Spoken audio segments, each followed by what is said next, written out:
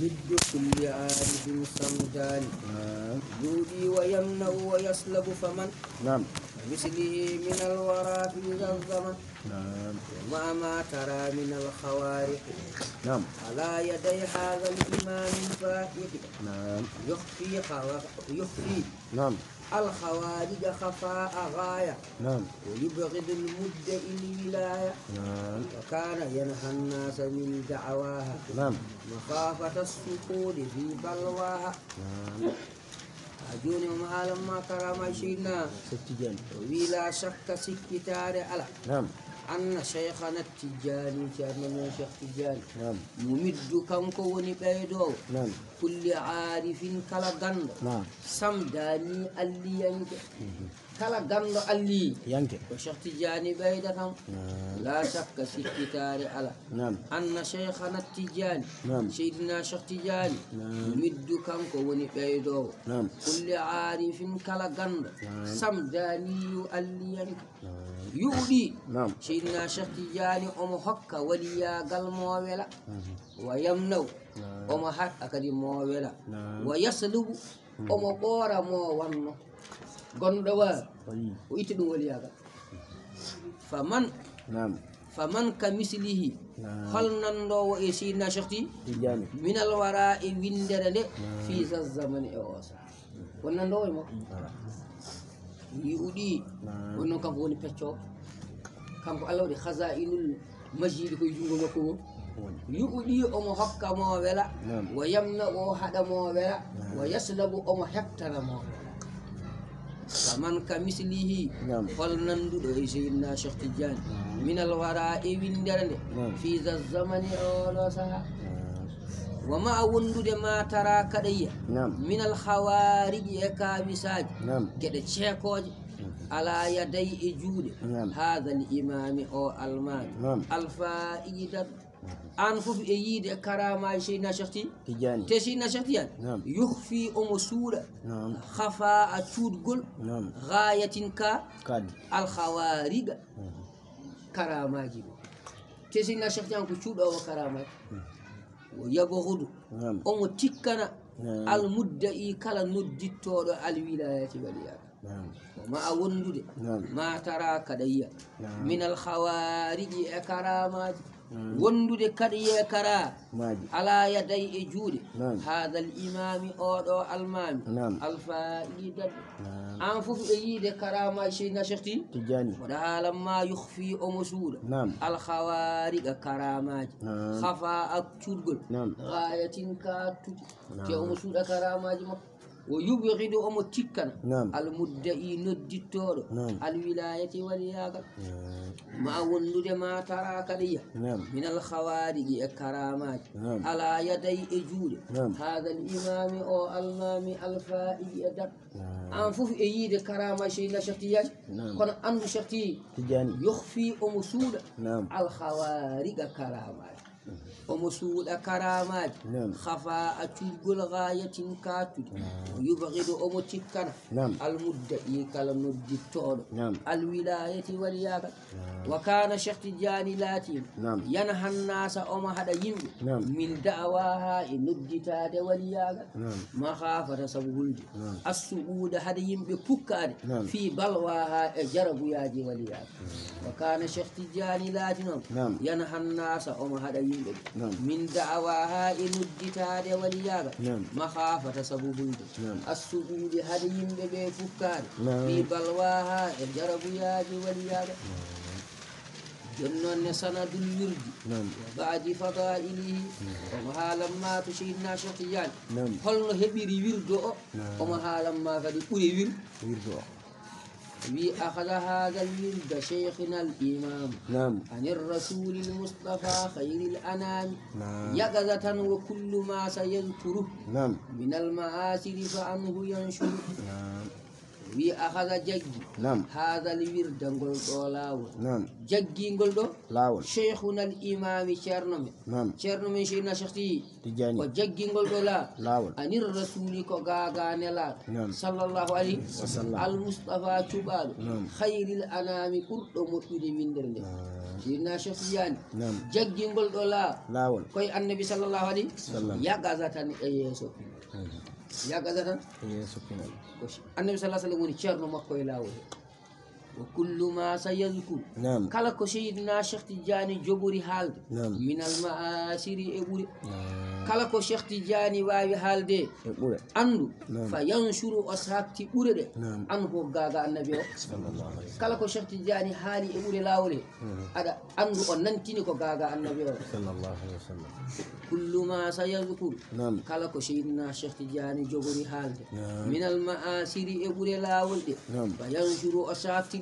o nantini ɗum ko anhu gaga annabi o sallallahu alaihi wasallam haala ɓuri lawol mo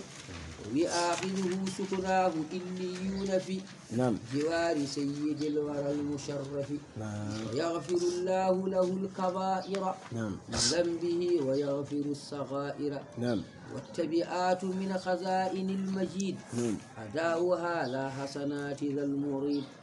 لذاك كان آمنا في الحصر من هوله ومن عذاب القبر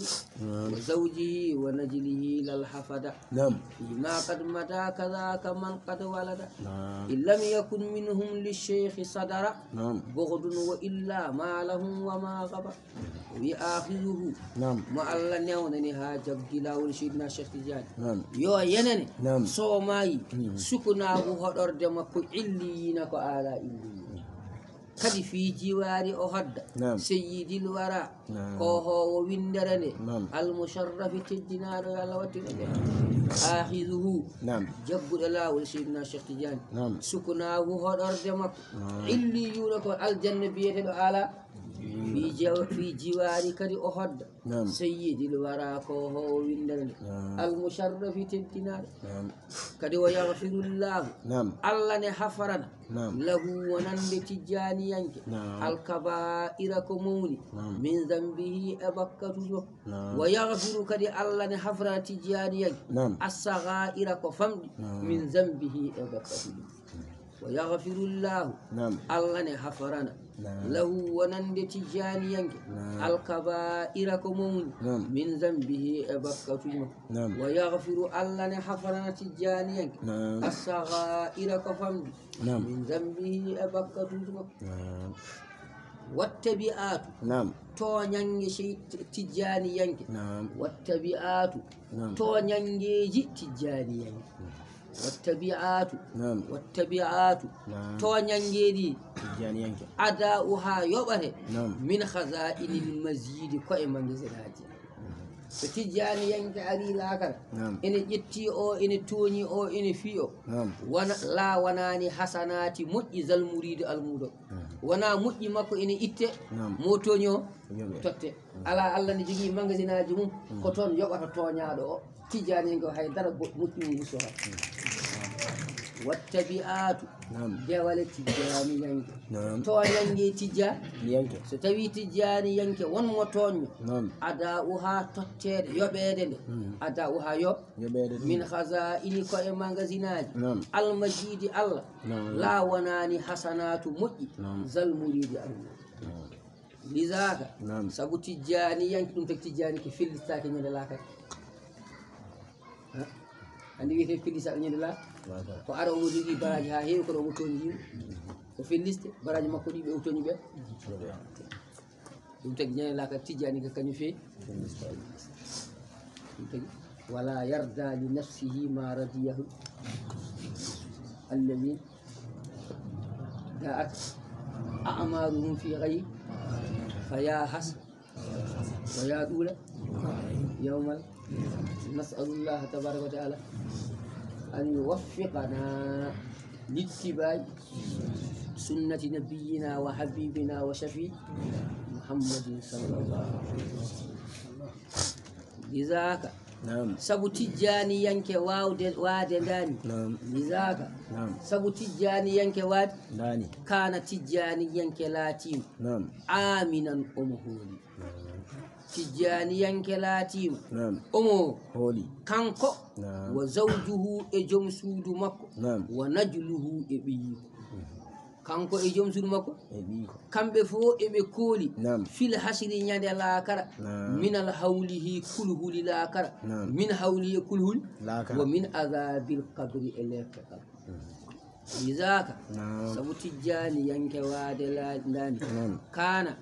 tijjani yanke latima kanko wa zawjuhu e jom suudu makko ay wa zawjuhu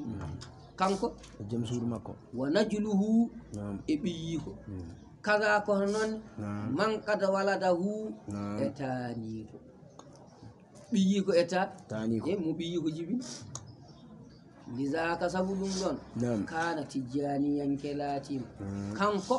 wa zawjuhu e jom suudu makko wa najluhu e ɓiyiko gorko najluhu e ɓiyiko wa najluhu e ɓiɓɓe makko tan worɓe rew wa najluhu e ɓiɓɓe makko worɓe kaga ko non man kada waladahu e taniraɓe makko worɓe taniraɓe makko kamɓe fof eɓe kooli fil hasili ñande min hawlihi e kulhuli laakara wa min azabil kabri e lefte jeri kono lal hafdatu naatata taniraɓe rewɓe lal hafdatu naatata fima kad mada ko ɓenni ko ɓiɗɗo gorko ene naata ɓiɗɗo debbo ene taniraɗo gorko ene naata hasine jaggani lawol ngol kono taniraɗo ala on yo mamu min jaggo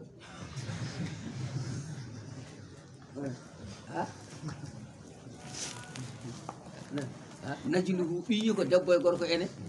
kaga ko noon e mankada walada hu ɓen so jibini gorko ene kono lal hafdatu wona taniraɗo debbo taniraɗo andi wiyete taniraɗo debbo ko ɓiye debbo so ɓiyi mum so jibinoyi on wiyete taniraɗo debbo on wiyete hafu simo on jettoje won kewani nandude ni jetto tane gorko ɓiyum jettoje mum nata ɓiye gorko ɓiyum kono ɓiye debbo nanda hewani nande ɗum tagi jimowo goɗɗo wiyata banuna banu abnaina banuna wa banatuna banuhunna abna'ur rijalul abani banu abnaina banuna ɓiɓɓe amen worɓe ɓen ko ɓiɓɓe amen kono ɓiɓɓe amen rewɓe ɓe ɓiɓɓe mabɓe min jibinani siwɓe min nandata jeeya woni lisaka sabu ɗum kana tijjani yanke latima wa zawjuhu e joom suudu makko wa najluhu e ɓiyiko gorko e de kaga ko noone man kad waladahu taniko kono lala hafdatu wona taniko mo ɓiyiko debboji on de natata fima kad mada eko ɓenni ko lidhalika sabu ɗeɗo gueɗe kana tijjani yanke latima wa zawjuhu e joom wa najluhu e ɓiyiko aminan ene ho fil hasiri ñande laakara min hawlihi e kulhuli laakara wa min azabil kabri e lebte jeyngol kono lal hafdatu wona tani ko ɓiɓiyiko debbo lal hafdati ɓi kadhalika ko hononde man kad waladahu man kad waladahu kaga ko honnoone man kada waladahu tani ko de ɓiɓi ko gorko tani ko ɓi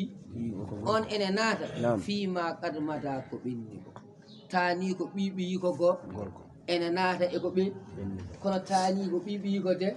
on naatani kono sanani ɓeeɗo hay sinno jaggani lawol ngol ñande laakara omo tefenaɓe ñande laakara omo tefenaɓe illam yakun ɓaadi laataki sadara ene ƴeŋti bohdon tikkere min hum e maɓɓe li cheikhi wonande seydina cheikh yataw ɓe gañani seydina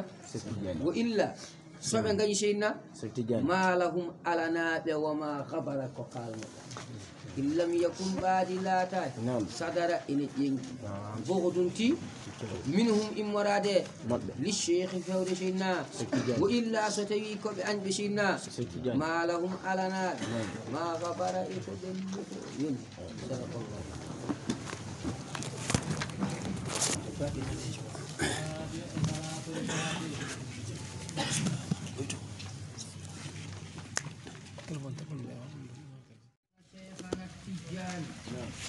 مد كل عارف صمدان يودي ويمنع ويسلب فمن مثله